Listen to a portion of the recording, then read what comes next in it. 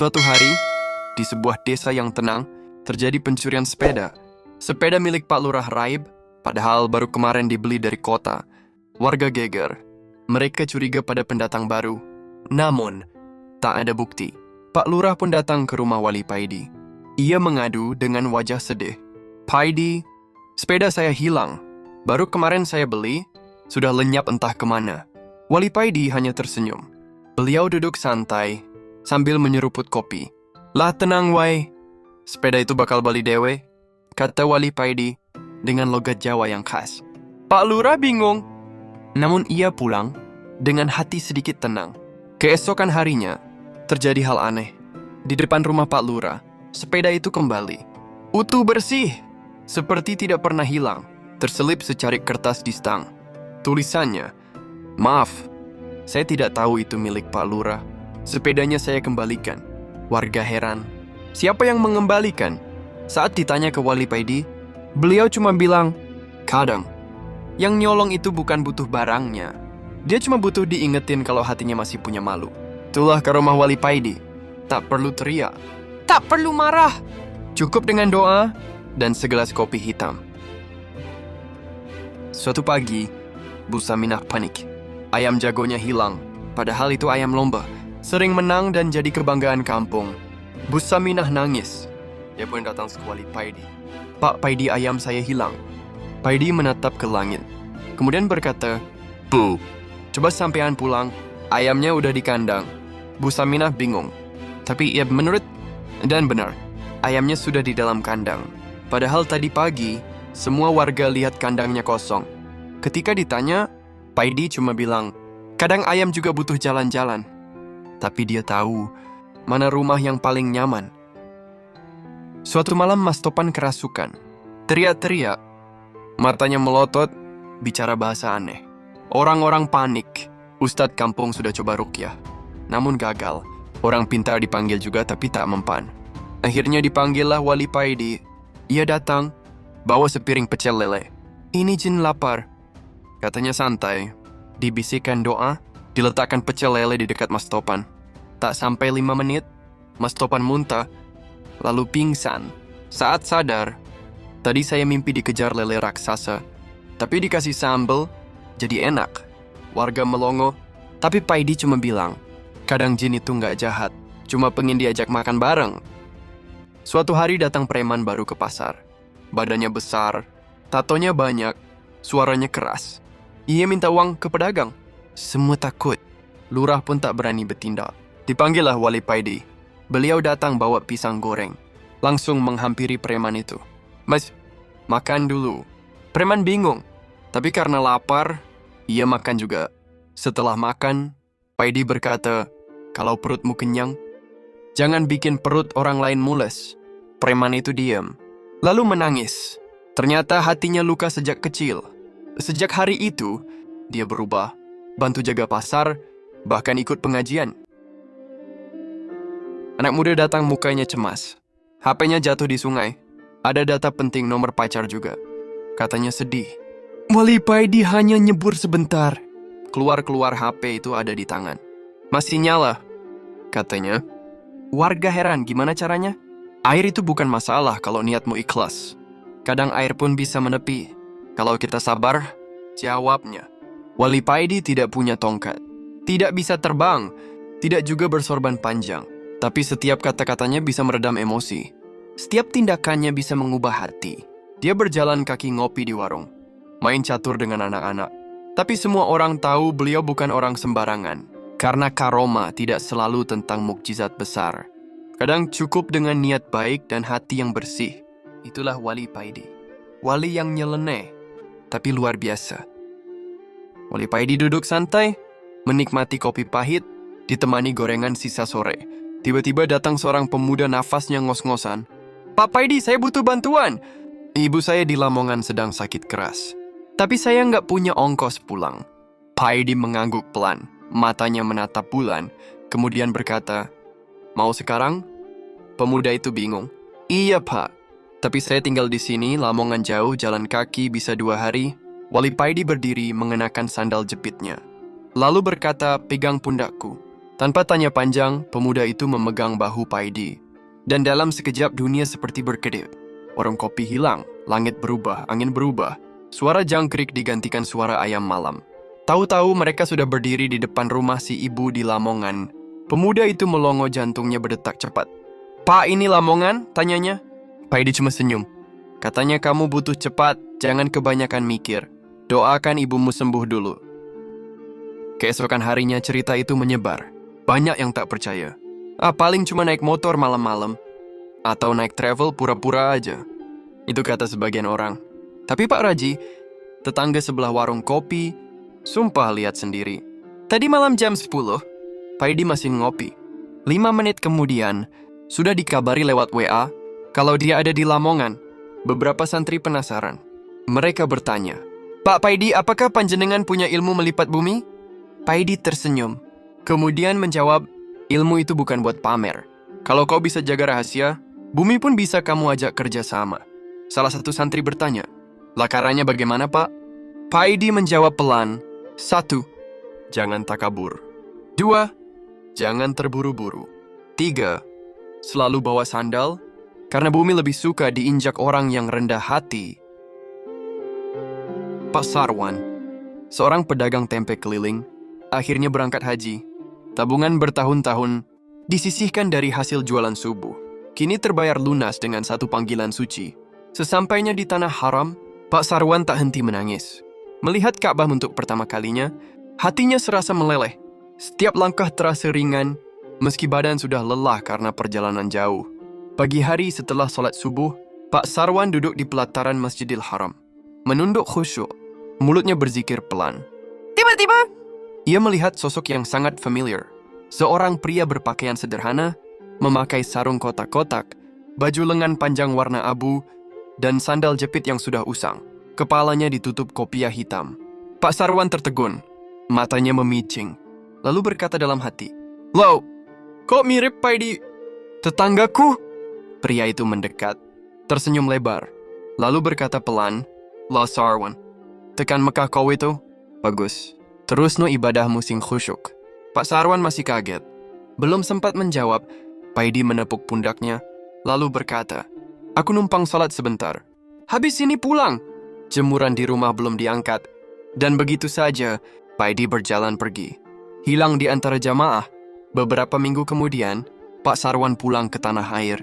Sesampainya di kampung, langsung mencari Paidi. Didapatinya sedang menyapu halaman. Pakai sarung yang sama, kopiah yang sama, dan senyum yang khas. Pak Sarwan mendekat. "Lo Dai, kowe kuwi beneran nang Ka'bah kemarin ya?" Paidi tertawa kecil. "Lah aku yang neng kene waiwan, ora lunggo endi-endi. Paling tadi malam mimpi kedinginan, kayak angin Mekah." Pak Sarwan diam, tapi hatinya tahu. Yang ia lihat di tanah suci, bukan mimpi, itu nyata. Namanya Sugeng, asal dusun Karanganyar. Sudah 5 tahun bekerja sebagai teknisi pemanas di Rusia, tepatnya di kota Kazan. Satu hari, musim dingin mulai turun. Salju menumpuk di jalan. Angin tajam menusuk kulit. Sugeng sedang duduk di halte sambil menggosok tangan. Menunggu bus untuk pulang kerja. Matanya sayup karena lelah dan dingin. Tiba-tiba, dari kejauhan, terlihat seseorang berjalan santai. Pakai sarung, kopiah hitam, dan jaket tipis, seperti jaket tambal ban. Sugeng terbelalak. Itu Paidi, tetangganya di kampung. Paidi mendekat, tersenyum santai, seolah tak merasa kedinginan sedikit pun. "Jen, kowe kok pucet? Kedinginan ya? Makanya jangan lupa baca sholawat." Sugeng berdiri tergagap. "Sampian iki Paidi, ngopo ana neng Rusia?" "Iki Rusia lo di?" Paidi tertawa kecil. "Yo mong mampir sebentar. Tadi habis mampir ke masjid tua di Volga. Sekalian nyari wedang jahe. Malah ketemu kowe." Sugeng melongo. Mulutnya ingin bertanya banyak, tapi lidahnya keluh. Belum sempat berkata lagi, Paidi menunjuk bus yang datang. "Itu bismu." "Ojo lali. Doa ibu sing nenggawa kowe taikan kene." "Aja lali pulang." Begitu naik bus, Sugeng menoleh ke belakang. Tapi Paidi sudah tidak ada. Lenyap. Tak ada jejak di salju. Beberapa bulan kemudian, Sugeng pulang kampung. Langsung mendatangi rumah Paidi. Masih sama. Halaman berdebu. Sandal jepit ditaruh di pintu. Di dalam, Paidi sedang minum teh sambil nonton acara wayang. Sampean benar-benar ke Rusia ya waktu itu? Paidi menoleh sebentar. Halah, aku neng kena waik kok, Gen. Paling ya angin Rusia mampir mimpi. Lalu tertawa ringan seolah tak ada yang aneh. Sejak saat itu, Sugeng yakin Paidi bukan orang sembarangan. Tak naik pesawat, tak pegang paspor, tapi bisa muncul di negeri sejauh Rusia dengan sarung dan sandal jepit. Tak butuh visa, tak butuh tiket, cukup tekad, doa ibu, dan restu dari langit. Namanya Sulastri, tetangga Paidi sejak kecil. Anak yatim, sejak lulus SMP langsung kerja serabutan. Akhirnya berangkat jadi TKW ke luar negeri. Lewat jalur yang tidak resmi, tanpa agen yang jelas. Ia dikirim ke negara Arab, lalu ditempatkan di rumah majikan kaya raya. Namun keras dan kejam. Sulastri hanya boleh tidur 2 jam, makan seadanya. Tak boleh pegang HP, tak bisa keluar rumah. Setiap sehari air matanya jatuh. Dalam hati ia berdoa, "Ya Allah, kalau aku tidak kuat, tolong kirimkan pertolonganmu." Malam itu, sekitar jam 2 dini hari, Sulastri terbangun karena mendengar suara langkah di dapur. Disangkanya majikan, tapi yang terlihat justru seorang pria. Pakai sarung, kopiah hitam, dan sandal jepit. Sulastri kaget, hampir menjerit. Namun pria itu langsung berkata pelan, "Ikut aku keluar dari sini." Sulastri menatap lekat-lekat. "Dari kampung?" Pria itu mengangguk, tersenyum. Tanpa banyak tanya, Sulastri mengikutinya. Anehnya, pintu rumah terbuka sendiri. Tak ada penjaga. Langkah mereka ringan, seolah tak terlihat oleh siapapun. Beberapa menit kemudian, Sulastri sadar, ia sudah duduk di kursi ruang tunggu kedutaan. Petugas menanyainya dengan tenang. Ia selamat dan akan dipulangkan. Saat menoleh ke samping, Paidi sudah tidak ada, padahal barusan masih duduk di sebelahnya. Sulastri sudah di kampung. Wajahnya bersih, bajunya rapi. Ia langsung datang ke rumah Paidi, membawa buah tangan dan air mata. "Mas Paidi, aku matur nuwun. Sampean sing nulungi aku waktu itu kan?" Paidi hanya tersenyum. "Nulungi piedo las, aku iki orang ngerti opo-opo. Lawong seminggu kemarin malah ora keluar rumah." Sulastri terdiam, tapi hatinya tahu, yang membantunya keluar dari neraka majikan itu adalah Paidi. Dengan cara yang tak bisa dijelaskan. Ia datang tanpa diminta, pergi tanpa pamit, tapi selalu hadir saat seseorang benar-benar butuh pertolongan dari langit. Suatu pagi, Paidi datang ke bengkel milik Pak Sabar. Bengkel kecil di pinggir desa, tempat warga biasa tambal ban dan servis motor. Dengan santai, Paidi duduk di kursi kayu depan bengkel, sambil menyeruput kopi hitam. "Bar," kata Paidi. "Minjem motor sebentar yo. Mau ke pasar?" Ujarnya pelan. Pak Sabar mengangguk, tanpa menoleh. Paidi melaju langsung. "Low, motor yang di sini semuanya rusak. Yang paling depan malah belum dipasang piston. Itu blok mesinnya masih kebuka." Paidi kembali. Motor diberhentikan di tempat semula. Tanpa suara rem, tanpa asap knalpot. "Motormu enak tenan, enteng." Lalu ia duduk lagi, menyeruput sisa kopi yang sudah dingin. Pak Sabar menghampiri, lalu membuka bagian mesin motor itu. Masih kosong. Piston belum terpasang. Ia hanya bisa geleng-geleng. "Lawang mesinmu kosong, dek." "Opo sing gerak no rodane?" Paidi hanya senyum. "Sing penting tekan pasar. Urusan mesin nanti wae." Begitulah Paidi, tak banyak bicara. Tapi setiap langkahnya selalu meninggalkan cerita. Motor rusak jadi bisa jalan. Tanpa piston, tanpa logika. Tapi tetap sampai tujuan. Bagi Paidi, yang penting niat dan keperluan. Soal teknis, biar alam yang mengatur. Pagi itu, warga dusun Gedangan geger. Seekor sapi milik Pak Lurah jatuh ke dalam sumur tua di belakang rumah. Sumurnya sempit, dalam, dan sudah lama tidak dipakai. Warga panik. Sudah dicoba ditarik pakai tali tambang, pakai katrol, pakai ember, semua gagal. Sapi hanya menguak lemah dari dasar sumur. Airnya mulai naik. Kalau terlambat, sapi bisa mati tenggelam. Tiba-tiba, dari arah jalan setapak, datanglah Paidi. Sarung digulung sebatas lutut, kopiah hitam, dan tangan kosong. "Ada opo iki rame-rame?" Tanyanya santai. Pak Lurah mendekat. "Sapi saya jatuh ke sumur. Sudah ditarik orang satu RT, tetap enggak iso metu." Paidi mendekat, melongok ke dalam sumur, lalu duduk sebentar, membaca entah doa apa, lalu berdiri, dan tanpa bicara, melompat masuk ke sumur. Warga histeris. Paidi, jangan nekat. Nek kowe ketiban sapi pie. Tapi suara mereka tak digubris. Tak sampai 3 menit, air dalam sumur mulai bergetar. Lalu muncul suara gemuruh. Warga mundur ketakutan. Tiba-tiba, seekor sapi melayang keluar dari sumur. Bukan ditarik, tapi seperti diangkat angin. Turun pelan ke tanah. Sapi itu berdiri. Basah kuyup, tapi tak luka sedikit pun. Dan Paidi sudah duduk di atas sumur, mengeringkan sarung dengan santai. Pak Lurah menghampiri sambil menahan tangis. Sampian nopo todi? Ko iso ngangkat sapi segede nengono? Paidi cuma tertawa pelan. Sing penting sapimu selamat. Aku cuma bantu sedikit. Yang ngangkat ya Gusti Allah. Lalu pergi. Seolah tak terjadi apa-apa. Musim kemarau tahun itu sangat panjang. Hampir 5 bulan, tak turun hujan sama sekali. Sungai mulai kering, sumur retak, dan sawah-sawah menguning sebelum waktunya. Pak Narto, petani paling tua di dusun, menatap sawahnya dengan pilu. Padi tinggal batang. Air diirigasi sudah habis sejak minggu lalu. Warga mulai pasrah. Ada yang ingin menjual sawah, ada yang pindah jadi tukang ojek. Sarung dilipat, topi caping lusuh menempel di kepala. Paidi membawa sebotol air bekas kemasan kecap. Pak Narto, kenapa murung? Tanyanya. Pak Narto menjawab pelan, ya gimana di? Sawah ini mau panen, tapi airnya ora ono. Sumur bor pun kering. Sudah takdir. Paidi mengangguk. Lalu mendekati pematang sawah. Menggali tanah pakai tangan kosong. Lalu menuangkan satu tutup botol air ke lubang kecil itu. Sambil membaca doa, dengan suara pelan, nyaris tak terdengar. Tak lama kemudian, dari lubang kecil itu, keluar air. Sedikit demi sedikit. Lalu deras. Lalu menyebar ke seluruh pematang. Pak Narto mundur pelan. Matanya basah. Sawah yang kering kini tergenang air jernih. Airnya wangi katanya pelan, seperti bau bunga kenanga bercampur tanah segar. Paidi berdiri, menutup botol. Sudah apa? Panen nanti sore juga bisa. Lalu pergi, tanpa pamit, tanpa meminta imbalan. Sejak saat itu, warga tak lagi meremehkan air kecil. Karena air satu tutup botol bisa menyelamatkan satu dusun dari gagal panen. Dan Paidi tetap berjalan dari sawah ke sawah, kadang membantu, kadang hanya menengok, tapi selalu hadir saat orang hampir kehilangan harapan. Pasar hewan sedang ramai. Warga berjualan kambing, ayam, dan sapi. Tiba-tiba terdengar suara teriakan.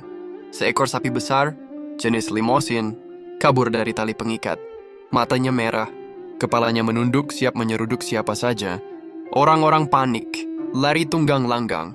Beberapa lapak dagangan porak-poranda. Anak-anak dipanggil pulang. Sapi itu terus mengamuk, menyeruduk tong air, gerobak, bahkan nyaris melukai satu petani tua. Dari ujung pasar, datanglah Paidi.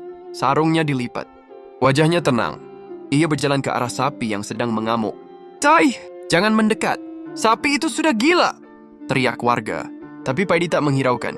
Ia berhenti tepat 5 langkah di depan sapi.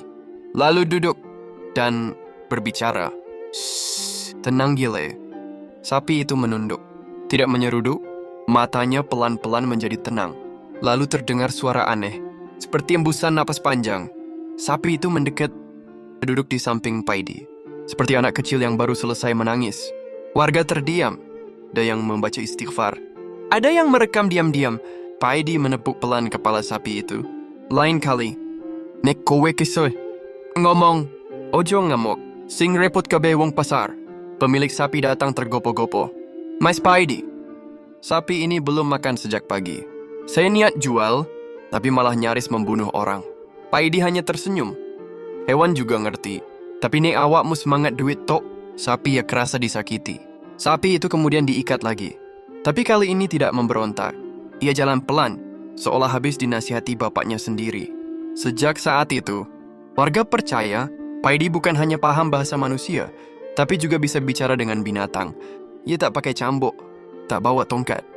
Tapi cukup dengan sabar, sapi mengamuk bisa duduk kalem seperti murid sekolah. Karena Paidi tak menundukkan dengan kekuatan, tapi dengan cinta dan pemahaman. Sore itu, dusun Karangjati geger, terdengar teriakan dari rumah Pak Karyo. Pintu dibanting, piring pecah, dan suara lelaki marah.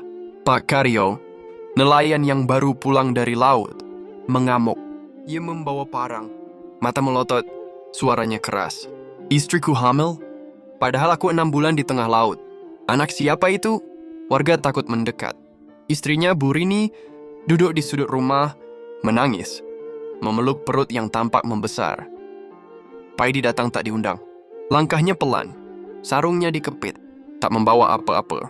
Ia tak langsung masuk, hanya berdiri di depan pintu. Karyo, parangmu simpen disik. Ayo ngopi karo aku. Pak Karyo berteriak. Jangan ikut campur di... Istriku jelas-jelas mengkhianati. Perutnya membesar seperti orang hamil. Paidi mengangguk. Lalu masuk perlahan, menatap Bu Rini, menatap perutnya. Boleh saya lihat, Bu? Tanya Paidi lembut.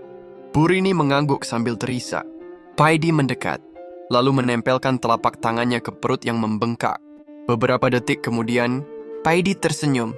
Karyo, ini bukan hamil. Istrimu kena penyakit usus buntu bengkak. Sudah menjalar ke lambung, makanya perutnya seperti orang hamil.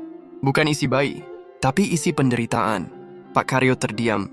Parangnya jatuh ke lantai. Matanya mulai basah. Memeluk istrinya. Maaf, Ren. Aku hampir membunuhmu karena pikiran burukku sendiri. Pak Idi hanya duduk di sudut rumah, menyeduh teh. Karyo, sampeyan kuat di laut, tapi kalah sama ombak dalam pikiran sendiri. Mulai sekarang, tanya dulu sebelum menuduh. Lihat dulu sebelum menghukum.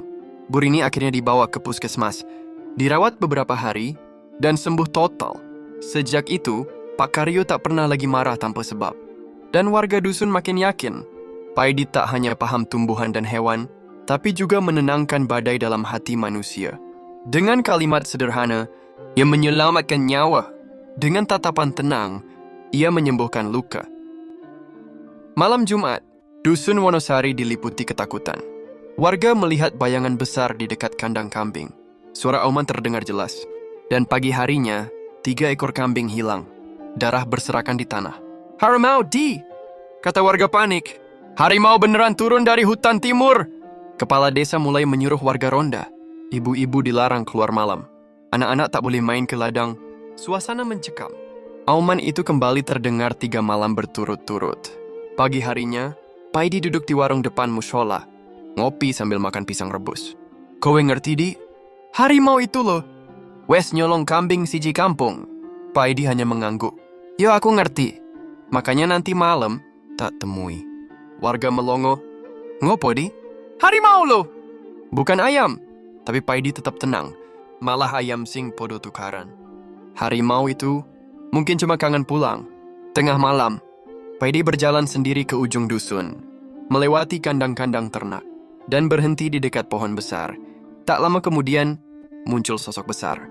Mata menyala. Suara napasnya berat. Seekor harimau berjalan pelan ke arah Paidi. Tak menggigit, tak menyerang, hanya menatap. Paidi duduk, memandang balik, lalu bicara. Lah, kowe keluwen ya? Gunung wis gundul. Pengananmu hilang, tapi ojo ganggu wong dusun. Harimau itu menggeram pelan, lalu duduk, seolah mengerti. Paidi membuka bungkusan daun pisang, isinya daging rebus. Ditaruh di tanah. Harimau itu makan perlahan, tanpa garang. Sesukte enterno bali. Gunung iso gundul, tapi kowe isi iso urip. Tunggu aku ya.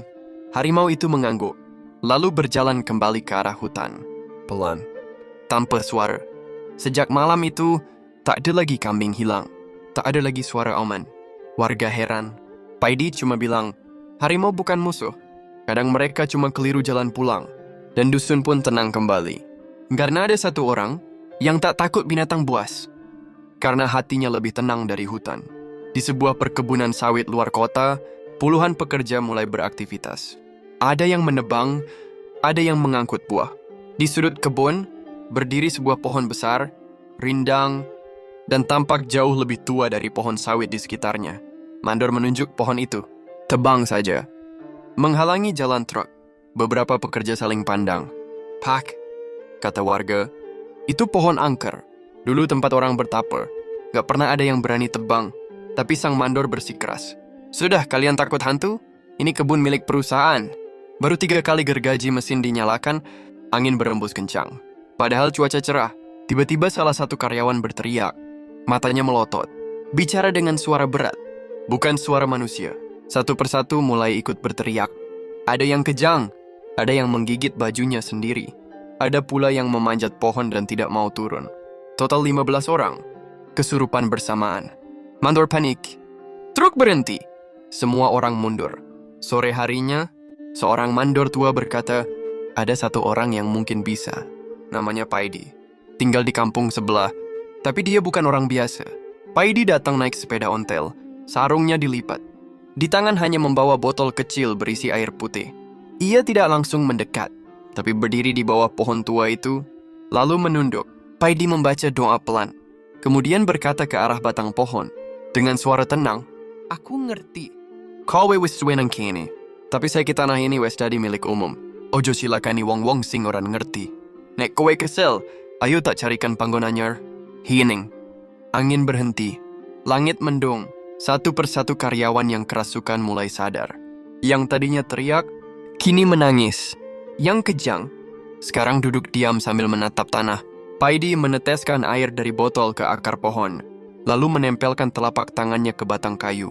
Besok paginya, pohon itu ditebang dengan lancar, tapi batangnya tidak dibuang. Dibuat jadi pendopo kecil sebagai tanda hormat. Dan sejak hari itu, tak ada lagi kesurupan. Tak ada lagi teriakan. Karena Paidi bukan hanya menenangkan yang kelihatan, tapi juga menenangkan yang tak terlihat. Dengan sabar, dengan adab, dan dengan hati yang bersih. Namanya Rani, gadis manis. Anak satu-satunya Pak Lurah, ceria, sopan, pinter ngaji. Calon istri idaman. Tapi sejak pulang dari acara pasar malam, Rani berubah. Tiap hari berdandan tebal, pakai baju merah terus. Dan di kamarnya, nempel foto pemuda kampung sebelah. Bagong, tukang bengkel yang hobi ngupil di warung. Rani mulai aneh. Ngomong sendiri, kadang ketawa sendiri, kadang nangis sambil peluk galon air. Ibunya bingung. Leh, kamu kenapa sih? Rani menjawab sambil menari. Bagong itu pangeranku. Matanya seperti lampu neon bengkel, dan rambutnya kayak sikat sepatu. Warga langsung panik.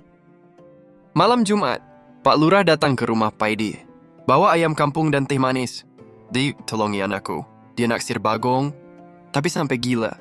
Paidi mengangguk. Tresno iku lumrah. Tapi nek sampai peluk galon, berarti wis ora sehat. Paidi datang sore-sore. Di ruang tamu, Rani duduk sambil menggambar love besar. Isinya tulisan, aku dan Bagong selamanya.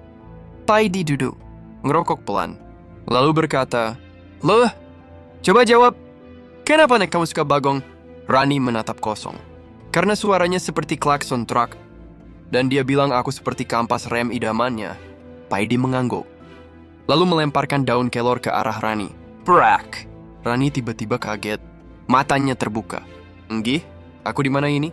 Paidi ambil secarik kertas dari dompet Rani. Ada raja, tulisan aneh dan nama Bagong. Pelet dari dukun kampung seberang. Wah, iki biayanya mahal. Tapi efek sampingnya ya galon dipeluk. Rani muntah, lalu pingsan. Setelah sadar, ia menangis.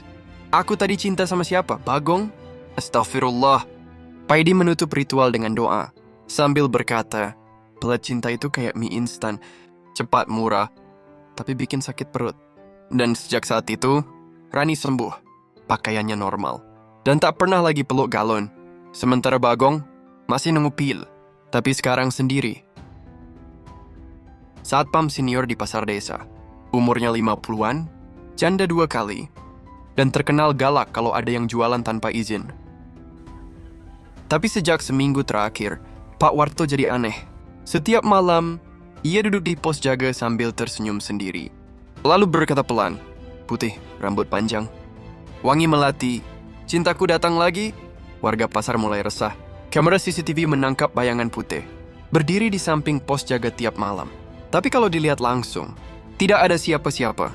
Suatu malam, Pak Warto dikejutkan warga karena ketahuan ngobrol sendiri sambil menyuapi kursi kosong. Ini buat kamu ya sayang, nasi uduk favoritmu. Warga langsung geger. Pak Warto pacaran sama Kunti! Besoknya, pengelola pasar datang ke rumah Paidi. Pak, tolonglah. Satpam kami dicintai makhluk tak kasat mata. Paidi hanya garuk-garuk kepala. Loh, biasanya yang pacaran sama kuntilanak itu mahasiswa kosan. Kok ini satpam pasar? Wes, ayo tak tangani. Malam itu, Paidi datang ke pos jaga. Bawa sapu lidi, botol air putih, dan satu bantal bayi. Pak Warto langsung berdiri. Pak Paidi, jangan ganggu dia. Dia cinta sejati saya. Paidi duduk pelan. Pak, kalau cinta sejati itu beneran, dia nggak akan bikin jenengan bau melati terus tiap malam. Tiba-tiba, Angin dingin bertiup. Bantal bayi itu terlempar sendiri. Terdengar suara perempuan. Lembut tapi menyayat. Aku cuma ingin dicintai. Aku kesepian. Paidi berdiri. Ambil sapu lidi. Yes, Bakers. Mbak you. Nek panjenengan bener cinta. Ojo ganggu satpam tua. Iki pasar. Bukan sinetron. Lalu ia bacakan doa. Siram air putih ke arah pos jaga. Tiba-tiba, bayangan putih muncul. Menangis. Lalu menghilang pelan-pelan. Pak Warto pingsan. Besok paginya, Pak Warto sadar. Bingung. Loh, kenapa aku tidur di pos pakai bantal bayi? Warga tertawa. Paidi tersenyum, lalu berkata, jodoh itu misteri. Tapi kalau sampai disuapi setan, itu bukan jodoh, itu keblinger. Dan sejak hari itu, Pak Warto kembali jaga pasar dengan tenang, tanpa bayangan putih, tanpa wangi melati, hanya bau gorengan dari kios sebelah. Jangan lupa tekan subscribe, agar kita terus berbagi kebaikan setiap hari. Karena ilmu tak akan habis dibagi. Seperti air mengalir yang memberi tanpa henti. Syaf salat rapi hati pun tenang, saling mengingatkan itu tanda sayang. Klik subscribe jangan dipandang, biar berkah terus datang menyayang.